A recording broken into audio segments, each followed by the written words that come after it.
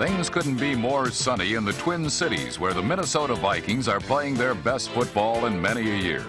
The Metrodome has become home sweet dome indeed, as fans are flocking to see the vastly improved Vikes and their big star quarterback Tommy Kramer. Kramer's popularity is sky high, and so are his statistics. Tommy leads the NFC in passing and touchdowns. His firepower will be needed today, because the opposition also boasts an effective quarterback. The Cleveland Browns are led by sophomore Bernie Kosar, who himself ranks third in conference passing. Cleveland desperately needs a win today after being upset by the struggling Green Bay Packers the week before. But the Vikings are tough to beat at home, and the Browns will have to take advantage of any break they get. From the Hubert Humphrey Metrodome in Minneapolis, it's a battle between two clubs trying to stay in the race in their respective divisions. The Cleveland Browns and the Minnesota Vikings on the NFL Game of the Week.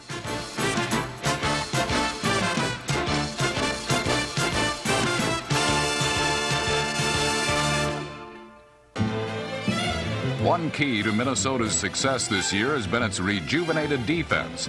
They rank third in the NFL, and only two clubs have allowed fewer points. Early in the game, they hounded Cleveland quarterback Bernie Kosar, never allowing him any time to set up the Browns' passing game.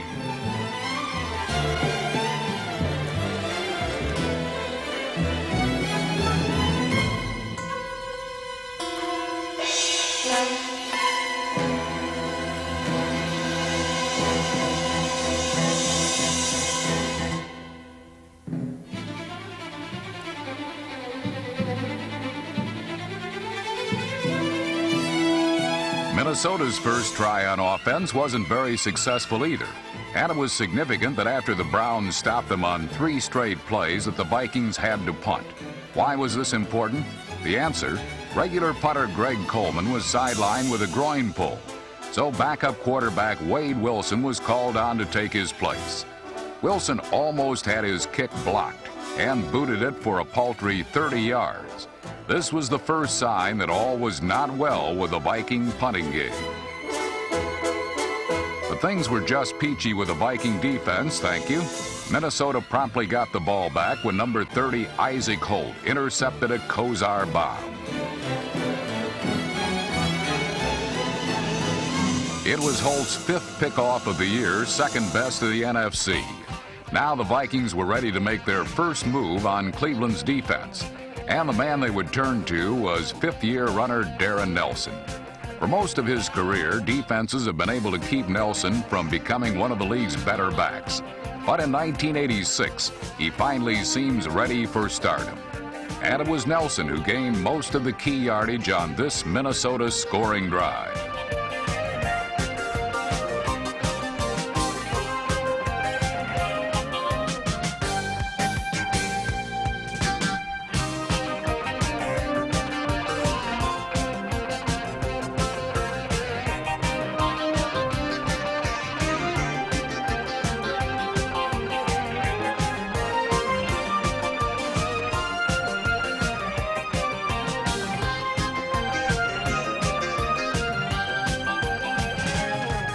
After calling Nelson's numbers so frequently, Kramer went elsewhere. Fullback Alfred Anderson, number 46, aided and abetted the cause on a pitch-out. But inside the 20, Cleveland stiffened. So Minnesota drew first blood by sending in kicker Chuck Nelson, who knocked home a 33-yard field goal.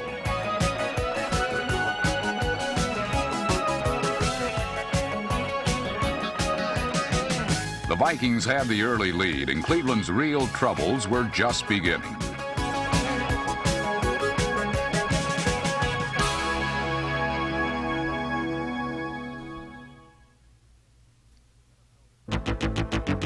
Minnesota's offense had just put together a stylish drive, and several more were to follow.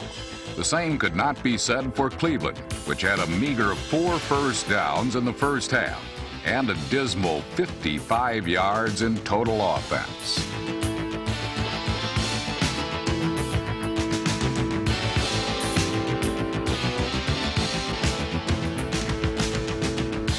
The Browns just did get into into Minnesota territory, close enough for kicker Matt Barr to blast a 52-yard field goal. Barr would be heard from later on, but for now, this was all the first half scoring Cleveland could muster. Minnesota simply would not give the opposition any room to roam. With the Browns' offense at a virtual standstill, there was little they could do except punt and hope for a defensive stand or a lucky break.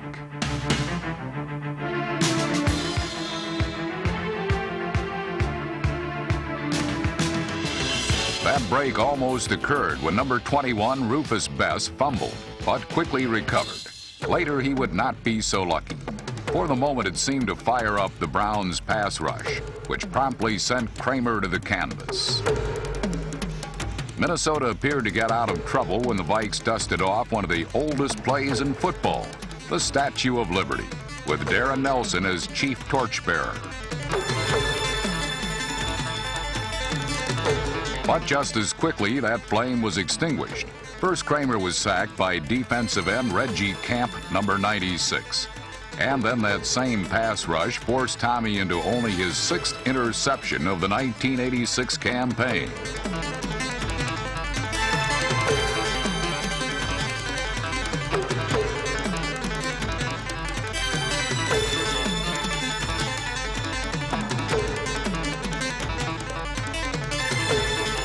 Number 24, safety Ray Ellis made the heist, stopping the Viking drive. But it was the last time Cleveland would hold Minnesota for the rest of the half. The Vikes would explode as soon as their defense could get them the ball. And that did not take very long to happen. Cleveland's ground game, once the scourge of the NFL, is ranked next to last this season. And once Minnesota short-circuited that aspect of their game, it simply became a matter of turning things over to Tommy Kramer and his faithful friends in the Viking pass offense, who were only too eager to help out.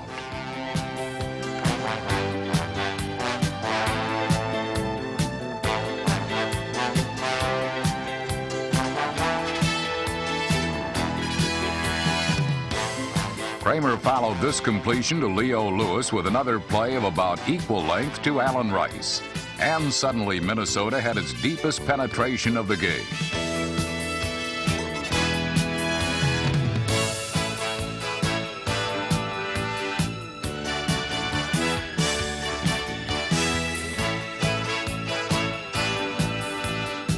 From the 5, Darren Nelson sliced through a small crack for the game's first touchdown, and Minnesota untied the game. Many critics still point out that Nelson was picked before the Raiders' superback Marcus Allen in the 1982 draft, and Darren may never exceed Allen's great achievements, but Nelson finally appears to be the game-breaking back the Vikings have been hoping he'd become. His 118 yards rushing in this game provided evidence of that. With less than 5 minutes remaining, the Vikings were on top but still wanted more. Once again, their defense completely shut down Cleveland by stuffing the run and sending Kozar back on his heels. In the first half alone, the Vikes sacked Bernie 4 times.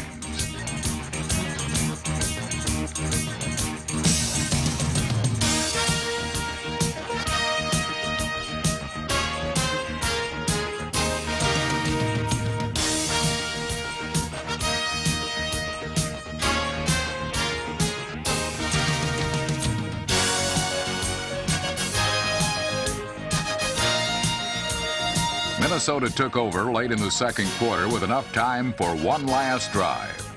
And again, it was Darren Nelson leading the way with a pair of important runs.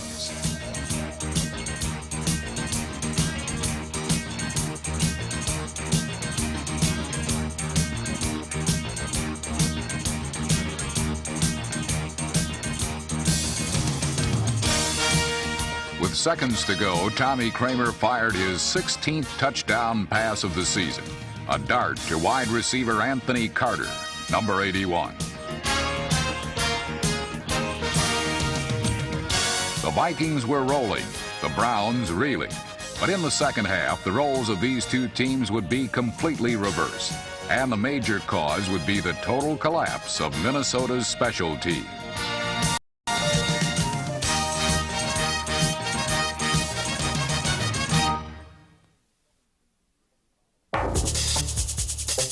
Trailing 17-3 following a Minnesota touchdown at the end of the first half, the Browns needed to regroup in the second half. Their defense, hurt by the run in the first 30 minutes, had to assert itself, and it did just that.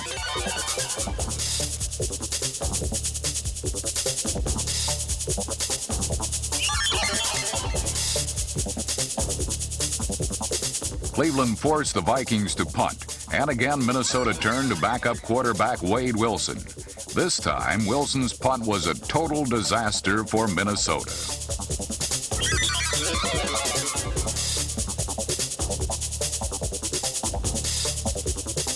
The block kick was taken into the end zone by Felix Wright, number 22.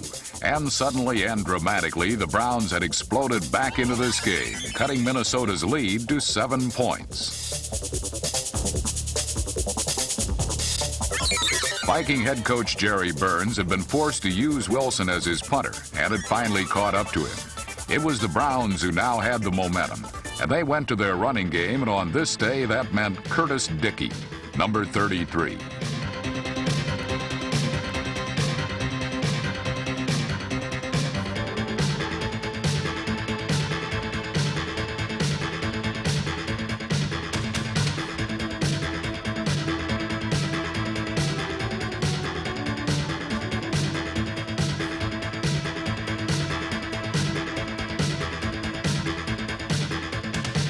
Dickey carried 4 straight times. Unfortunately for Cleveland, the veteran back lost the ball on his 4th attempt at Minnesota's 23-yard line, and the Vikings pounced on it, denying the Browns a potential game-tying score.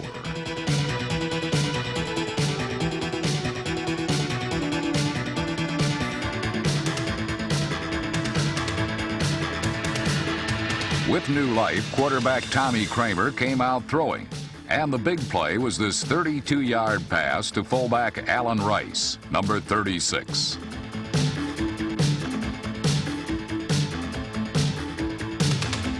Rice's catch was a key play in a drive that ended with this 32-yard field goal by Chuck Nelson that increased the Vikings' lead to 20-10 late in the third quarter.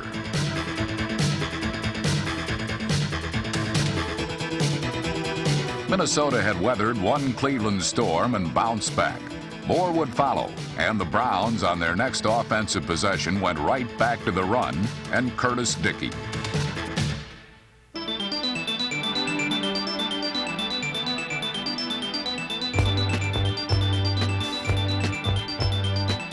Dickey continued to find room to run, as did his running mate fullback Kevin Mack, number 34.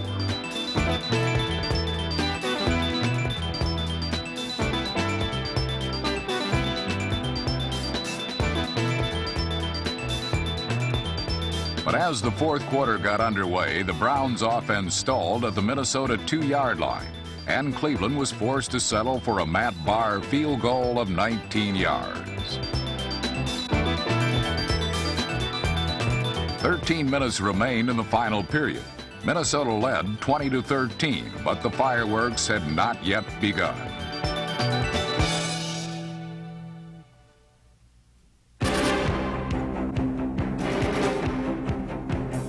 The early part of the fourth quarter would be highlighted by strong defense, particularly by the Browns. Cleveland could not expect to make a run at Minnesota unless they shut them down and got the ball back for their offense, which was moving very well on the ground. The Browns' defense was up to the challenge.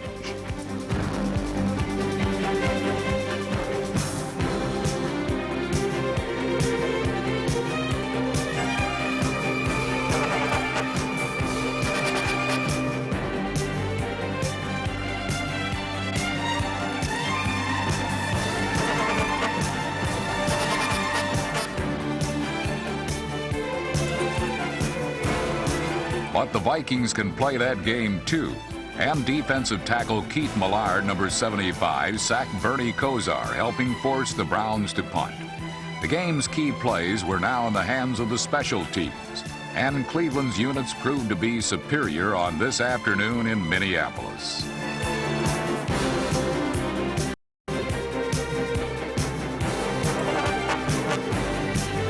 Jeff Gossett's punt was caught on the Viking 2-yard line by Cleveland's D.D. Hoggard. From there, Minnesota's offense did little. The Vikings had to punt from deep in their own territory, and Greg Coleman, the league's third-ranked punter, remained on the sideline. All he could do was watch.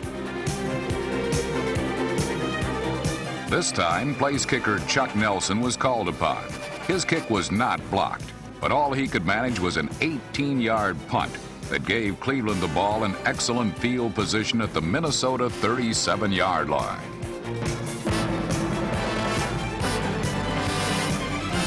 Once again, it was time for Curtis Dickey. The much maligned and recently forgotten running back had not played much this season. But with Ernest Biner injured, Dickey got the starting call, and he responded in a big way. First around the left side for 17 yards. And then on second down from the Minnesota 17, Dickey exploded into the end zone.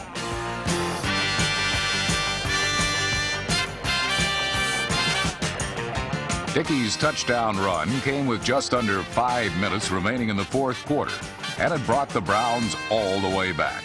The game was now tied at 20, and Cleveland was clearly in command at this point, due in large part to number 33.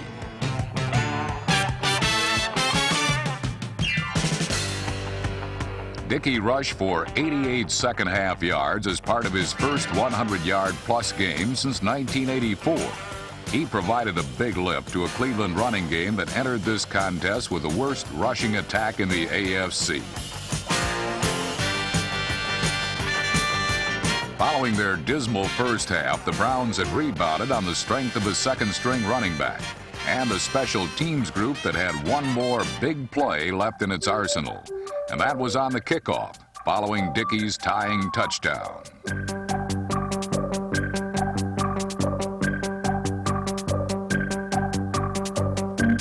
Cleveland's kickoff coverage unit forced Minnesota return man Rufus Best to fumble the football again, and the Browns alertly picked it up, producing the game's most important and timely big play of this now tense interconference matchup.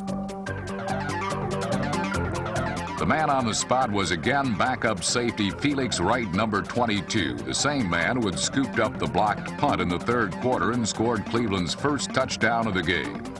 This time, Wright's play occurred with 4 minutes left in the fourth quarter, and it put the Browns in excellent position to take the lead. And that they did. Matt Barr's third field goal of the game, this one from 22 yards and with under 2 minutes remaining, gave Cleveland a 23-20 advantage.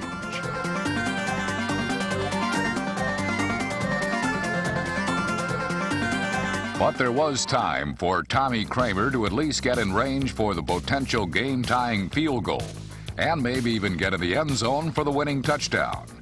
Kramer was at his cool best as he hit Leo Lewis twice in succession for a total of 31 yards that brought the ball into Cleveland territory.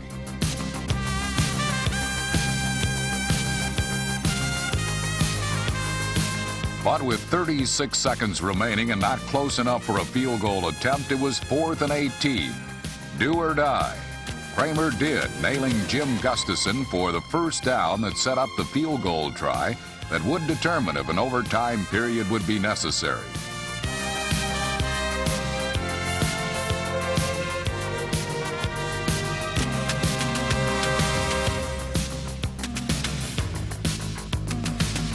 From 45 yards away, Chuck Nelson could not convert, and the Vikings were losers for the third time in the 1986 season. It was a tough defeat to swallow. Minnesota at home had led by 2 touchdowns at halftime, only to see the lead and the game slip away late in the fourth quarter. For the Browns and head coach Marty Schottenheimer, it was a particularly satisfying victory, one that not only vaulted Cleveland into a first-place tie in the AFC Central Division, but showed that this team has the character and poise to bounce back when times appear to be the roughest.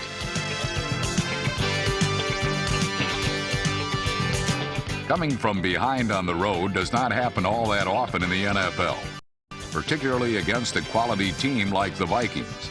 The Browns had taken an important step forward. The final from Minnesota. Cleveland 23, the Vikings 20.